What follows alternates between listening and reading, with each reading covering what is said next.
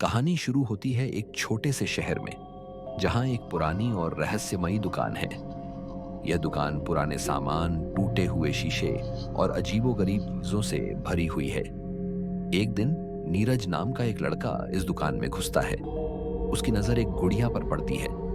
गुड़िया का चेहरा टूटा हुआ है, उसकी आंखें कांच की हैं और उसका ड्रेस फटा हुआ है।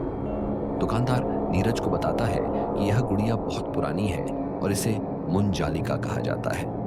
नीरज गुड़िया को खरीद लेता है, लेकिन दुकानदार उसे चेतावनी देता है, इसे घर ले जाने से पहले 10 बार सोच लेना।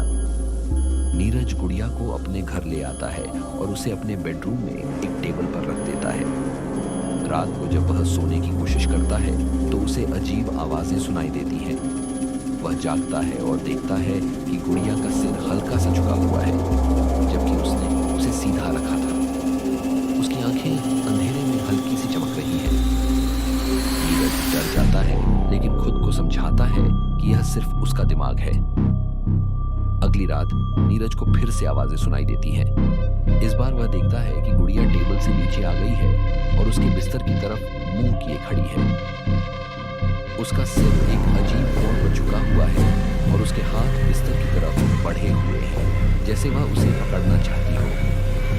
नीरज चिल्लाता है और लाइट जलाता है, लेकिन गुड़िया वापस टेबल पर बैठी हुई है, जैसे नीरज को समझ में आता है कि यह गुड़िया कोई साधारण गुड़िया नहीं है। वह इंटरनेट पर शोध करता है और एक पुरानी किताब के बारे में पता लगाता है। किताब में मुंजालिका के बारे में लिखा है कि यह गुड़िया एक शापित आत्मा है जो अपने मालिक को पागल कर देती है।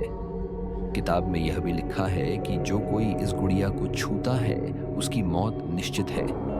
नीरज डर जाता है और गुड़िया को फेंकने का फैसला करता है। नीरज गुड़िया को कूड़ेदान में फेंक देता है, लेकिन अगली सुबह वह फिर से उसके बेडरूम में होती है। रात को नीरज सोता है, लेकिन उसे लगता है कि कोई उसे देख रहा है। वह जागता है और देखता है कि गुड़िया उसके बिस्तर पर है। उसका चेहरा उसके चेहरे से सिर्फ कुछ इंच दूर है। गुड़िया की आंखें लाल चमक रही हैं और उसका मुंह एक डरावनी मुस्कान के साथ मुड़ा हुआ है। नीरज चिल्लाता है, लेकिन उसकी आवाज किसी तक नहीं पहुंचती। अगली सुबह नीरज का कमरा खाली पड़ा है। गुड़िया बिस्तर पर बैठी है, दरवाजे की तरफ देख रही है।